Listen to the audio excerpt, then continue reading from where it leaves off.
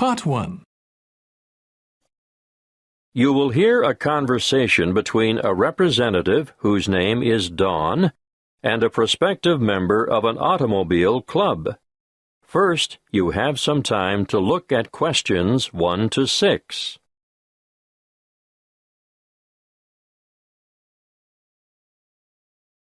Now we shall begin.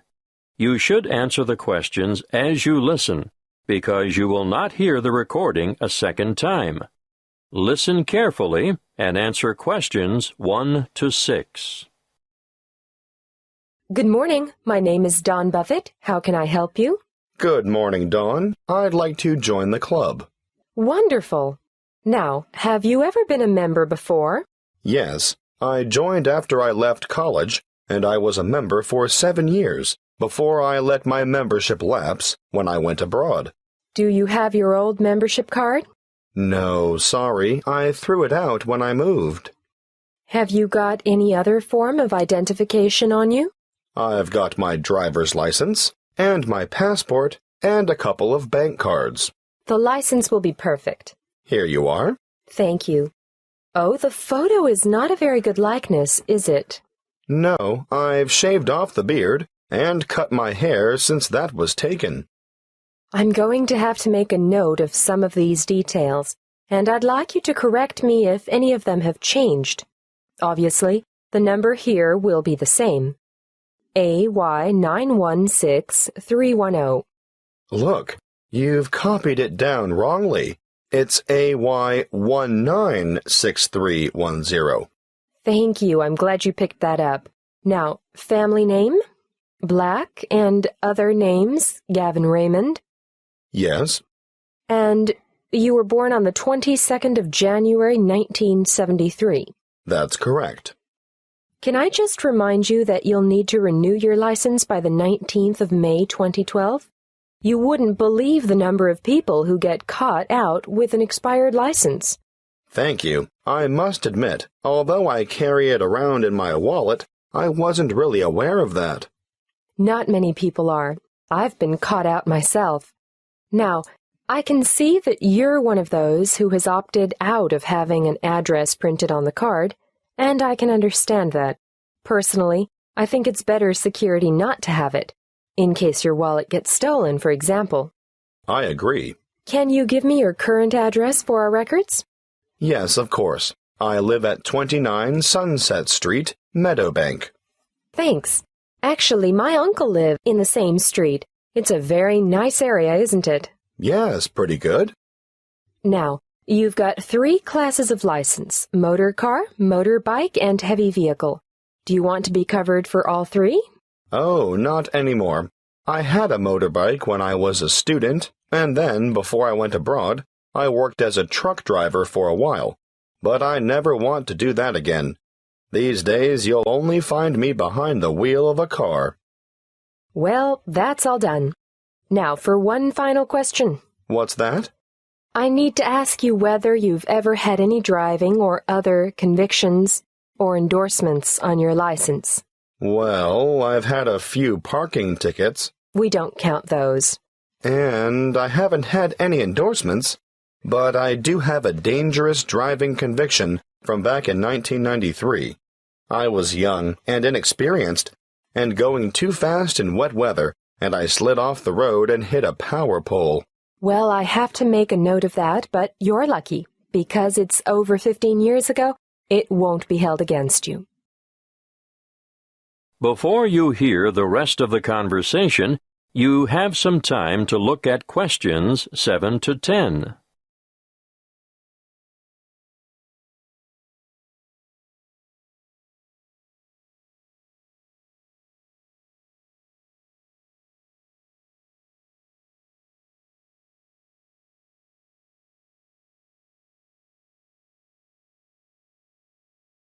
Now listen and answer questions 7 to 10. We've changed quite a lot here at the Royal Car Club since you were last a member. Oh? We now have 4 different levels of membership, starting at blue, then moving through bronze to gold. What does that mean exactly?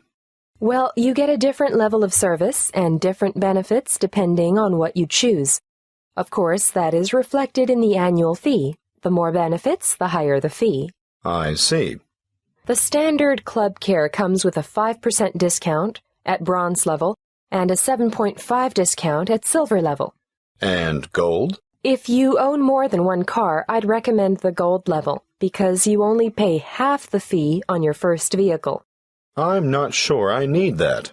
Well, bronze and silver have $10 and $20 off the insurance fee, but with the gold membership, say you had an accident and your car was badly damaged or off the road for any length of time, you'd be eligible for car hire at no extra cost. That's good. There's one more thing. If you need to borrow money to purchase a new car, we offer personal loans at a reduction off the general applicable rate. These start at 0.25%, go up to 0.5% at bronze level, and increase to 0.75% at the next level. Gold has a whopping 1.25% reduction on the applicable rate. Well, that is something I should consider, perhaps. Thanks for your help.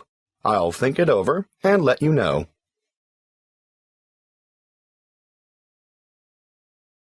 That is the end of Part 1. You now have 1 minute to check your answers to Part 1.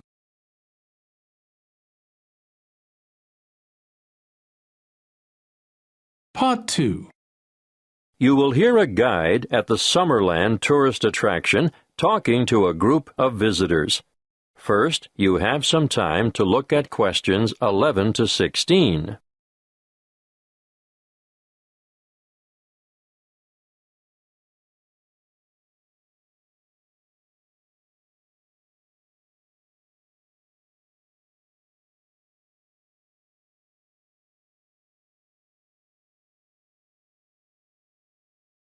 Listen carefully and answer questions 11 to 16.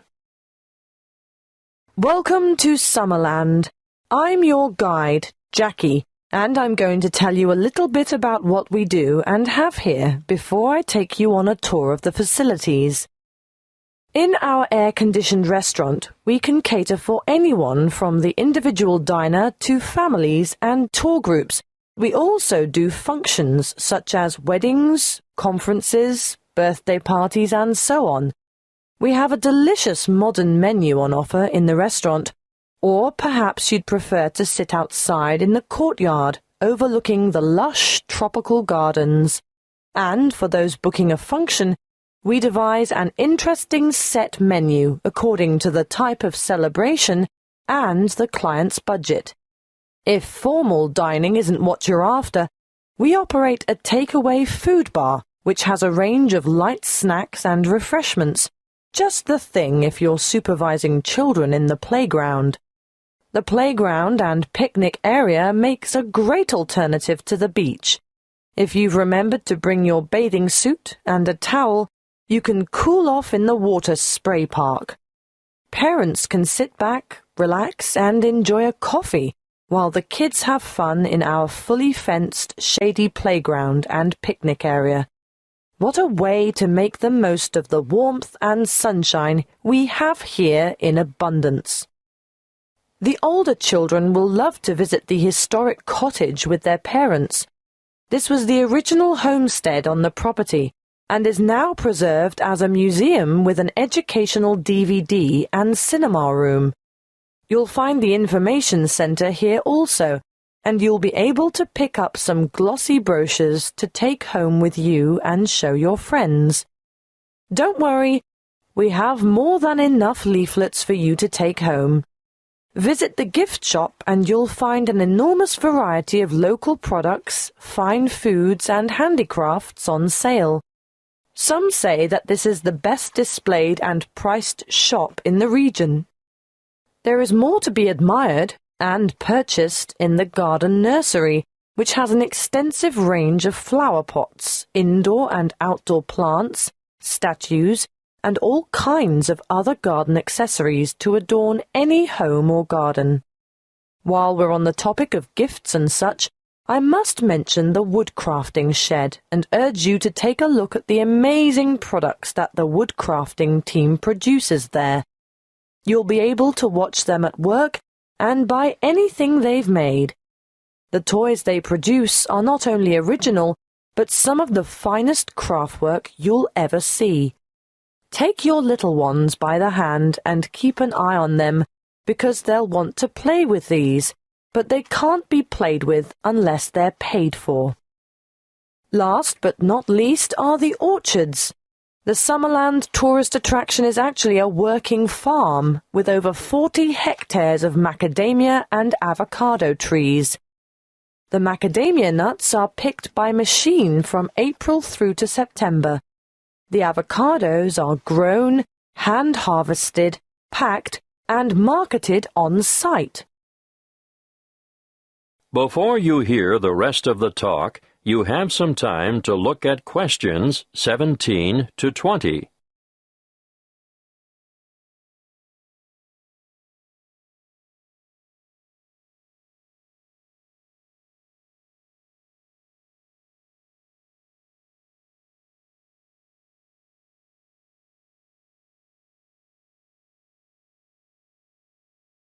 Now listen and answer questions 17 to 20. Now, are you all set for the tour? We'll leave the car park and walk in an easterly direction towards the administration building with the parking spaces outside. We won't go into the admin building because there's nothing much to see there. Instead, we'll walk in a northeasterly direction towards the museum. But before we get to it, we're going to turn right, walk past it, and go into that enormous building to watch how the avocados are graded and packed. Well, what did you think of that? Those packers have to work very fast, as you can see. Now, as we come out of this building, we'll go to our left and around the back towards the cool room. Of course, this is where all the fruit is stored after packing. There are a lot of boxes of fruit in there. Nothing very interesting to look at, but we will stop at the other building to see how they make the cardboard cartons. See how everything is mechanized, so there is very little labor involved? I'm intrigued by how those machines operate, just like clockwork. It does get very hot in there, though, doesn't it? Which makes the thought of a peek inside the cool room quite attractive. But no, we'll skip that and make towards the building in the far northeastern corner of the facility, where they take the husks off the macadamia nuts. It's quite noisy, but absolutely fascinating. Now we'll take a shortcut heading west through the orchard to the woodcrafter's workroom and shop, and I'll give you a few minutes to browse. Take note of where this is because I'm sure you'll want to come back here later this afternoon in your free time. Is everyone still with us? Right, let's go south now and take a leisurely walk through the picnic and playground area with the water feature. But we want to end up over at the garden shop at the northern end of the car park. We'll have to walk through the little gift shop first to gain access to the garden shop. And I'm sure you won't be able to resist getting some nice little presents for the folks at home. Are you ready for lunch now? I know it's been a whirlwind tour, but the restaurant has us booked in for 12:30, and after that, you're free to take your time wandering around until the bus leaves at 3 p.m.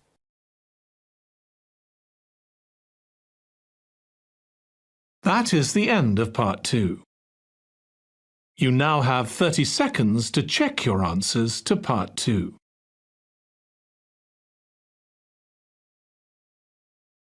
Part 3. You will hear a conversation between a lecturer and 2 horticulture students who are preparing a display for a science fair. First, you have some time to look at questions 21 to 25.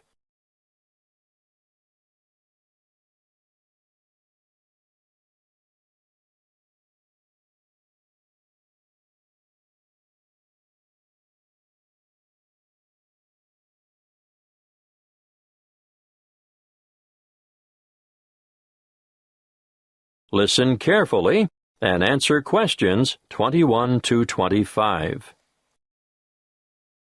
Good morning, Annie. Tony, how are you? Fine, thanks. Well, tell me what you have here.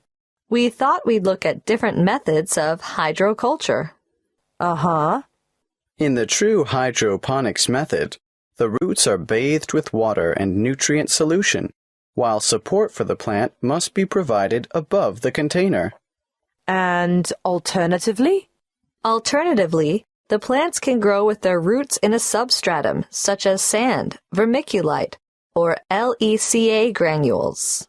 LECA stands for Lightweight Expanded Clay Aggregate, and vermiculite is... Thank you, Tony. I know what vermiculite is, but you should be prepared to give details about all these things to the visitors. Can you explain what the advantage of LECA is over traditional soil?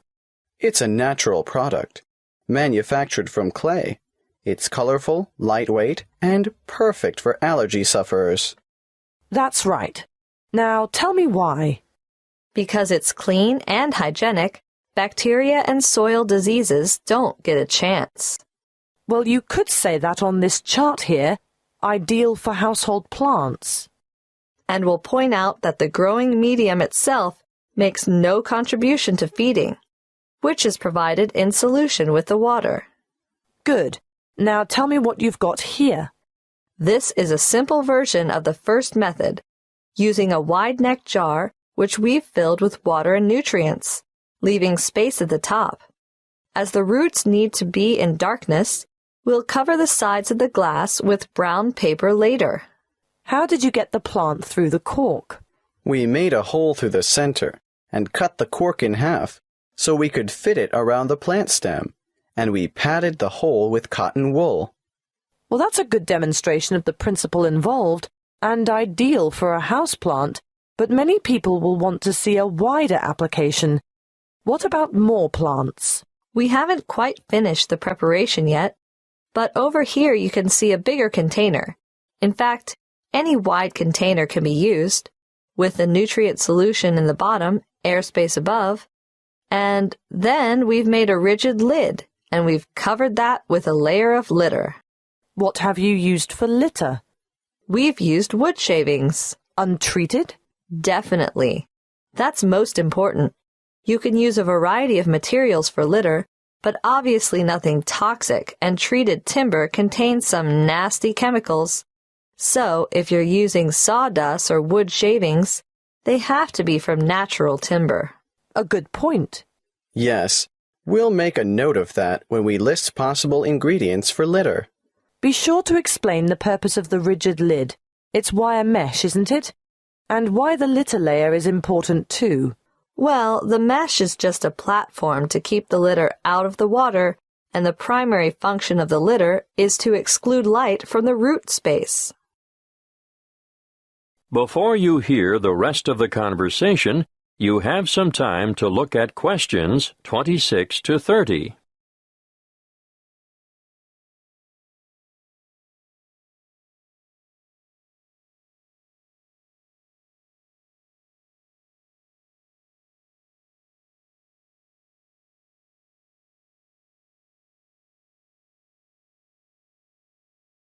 Now listen and answer questions 26 to 30.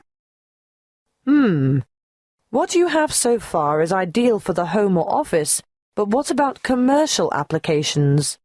Well, we're going to demonstrate the nutrient film technique, which is popular with some commercial growers, particularly for the cultivation of crops such as runner beans and tomatoes. Producers would really like to see some innovation in the cultivation of potatoes and yams too, but obviously, this technique is only suitable for those crops which grow above ground. What about peas? Well, we found peas were awfully tricky to grow using this method, although we're still unsure as to the reason. Where's the exhibit? I don't see it anywhere. Well, that's because we haven't finished it yet, because we're going to have to procure some mature plants first. We didn't think far enough ahead to have started them off earlier, and when we do get them, we'll have to handle them carefully. Yes, because when our model is finished, you'll see how the plants are held in position by a plastic tube which almost encloses them completely and is quite loosely fastened around the stems. Yes. And the feeding or watering system? Well, it's a bit different. On a large scale like this, you need to have the food solution trickle down through the tubes. Yes, but the solution must also be rich in oxygen. And what? It just bathes the roots? That's one way of doing it. What's the other way? You can have the solution moistening a substratum of rock wool at the bottom of the container. Rock wool? It's the same as mineral wool. You know, a lightweight fibrous material, the kind of thing used for insulation. Or you can use a layer of paper fiber. Oh, yes. Something that has the capacity to absorb the solution, right? Well, you do need to experiment a little. For example, we tried coconut fiber. But it just didn't have the properties we were looking for. I see. In our display, you'll only see the basics. The kind of thing that can be done at home in the backyard. But commercial enterprises do need a lot more equipment, and the media used in substrata are constantly changing as new developments are made. The cost of upgrading is ongoing. And there's always the potential of outright failure when changing systems from one you know and understand to an innovative one. Of course, there's no room for guesswork in business. You have to try to get everything right first time. That is the end of Part 3. You now have 30 seconds to check your answers to Part 3.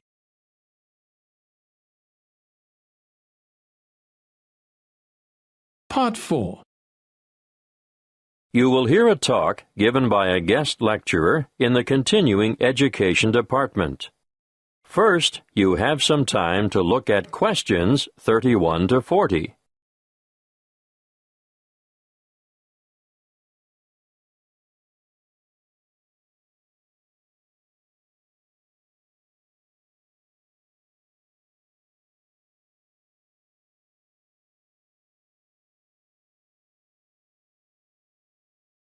Listen carefully and answer questions 31 to 40. Good evening.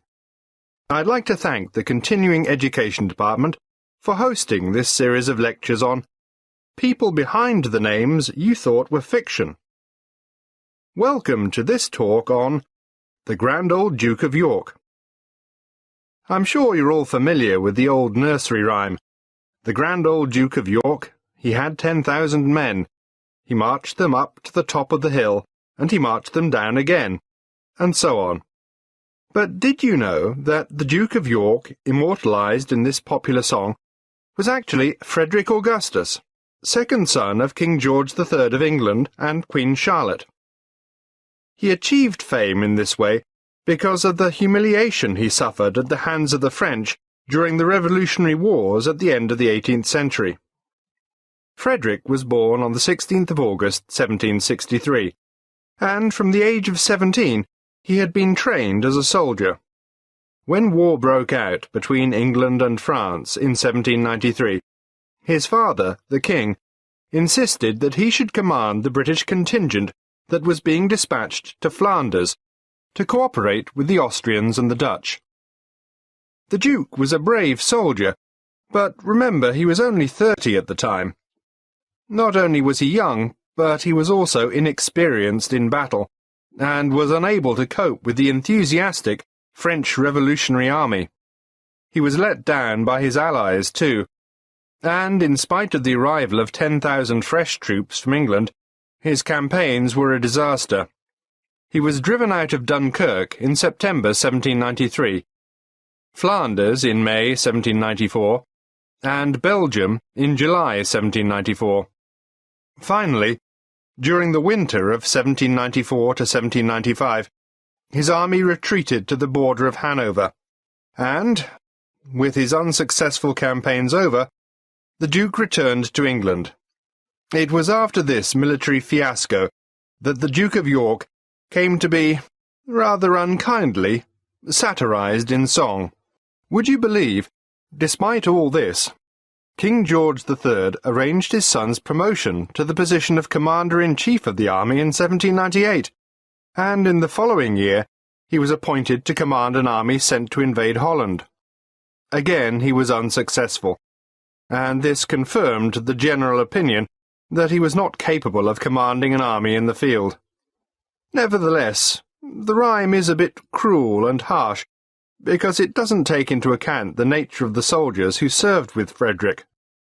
All the blame for lack of success should not have been attached to the Duke alone, because the army he had under his command was made up from what is commonly described as the scum of the earth. This is a somewhat offensive term, used to refer to a group of people regarded as despicable and worthless. Who were they, these ordinary soldiers? Well, they were mostly vicious, brutal ex-convicts, or raw recruits, and elderly men. The officers who commanded them were all untrained as military men. In fact, they were anybody who could afford to buy a commission. But here's the really great thing that, unfortunately, the Duke of York is not remembered for. He realized that this was a hopeless kind of army, and he set about improving conditions in order to recruit higher-quality soldiers. He introduced padres. Are you familiar with the term? No? Well, let me explain. You see, members of the British Armed Forces are generally Christians of one denomination or another, and a padre is a Christian cleric or chaplain who ministers to the soldiers and attends to their spiritual needs, without belonging to any particular grouping within the Christian faith. Now, where was I? Yes, Frederick introduced padres, doctors, and veterinary surgeons to the battlefield. Why vets? To attend to the horses, of course. Remember, we're talking about late 18th century battlefields. He was also the founder of the Royal Military College for the training of officers at Sandhurst. Yes, the very same one where the princes and other members of the royal family receive their military training today. Frederick also founded the Duke of York's School in London for sons of soldiers killed in battle. His name is perhaps better commemorated by this school in Chelsea than by the column that stands at the top of Waterloo Steps in St. James's Park. In 1807, the Duke was involved in a scandal with a woman, and as a result resigned as Commander-in-Chief. But he was reinstated in 1811 by his elder brother, the Prince Regent, who later became George IV of England. He continued in this post until his death in 1827. That is the end of Part 4. You now have 1 minute to check your answers to Part 4.